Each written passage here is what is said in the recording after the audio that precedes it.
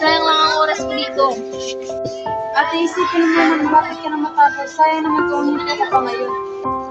Hindi mo kasi maiintindihan. Pagod na ako. Mas mabuti pang magtrabaho na lang.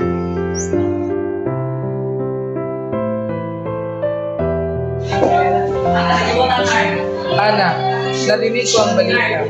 Kung huminto ka ngayon, ikaw rin ang magsisisi sa Sir, natatakot kasi ako mabigo. Ana, ang tunay na kabiguan ay ang hindi hadlang sa iyong pag-aaral. Pag-isipan mo mabuti ang iyong desisyon.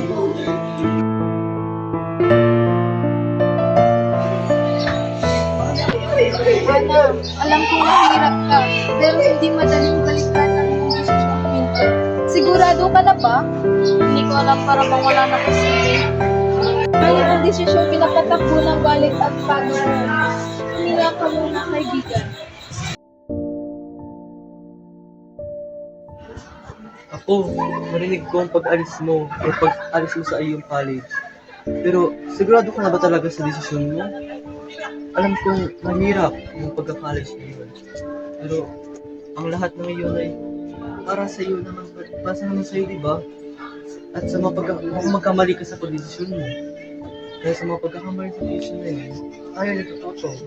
Ganyan ang buhay. Kaya po ba talaga, Lolo? Oo naman ako. Kayang-kaya mo. Dahil madaming naniniwala sa iyo. Tignan mo ang mga kapatid mo. Lahat sila nakasubaybay sa iyo. Kaya huwag ka mawala ng pag-asa at ipagpatuloy mo lang ang iyong pangarap.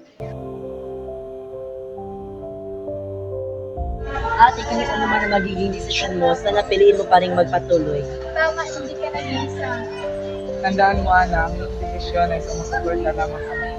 Tama kayo. Mali-mali ang desisyon ko sa paghinto. Hayaan niyo. Hindi talaga makapagtapos sa pag-aaral. Yun ang tamang pag-desisyon. Ganyan talaga ang buhay. Wala sa mga pagkakamaling ginawa natin o desisyon is natututo tayo. Kaya ako ay nagagalak at kaya yun, tumama na yung pag-desisyon. At ako'y proud sa'yo, ako.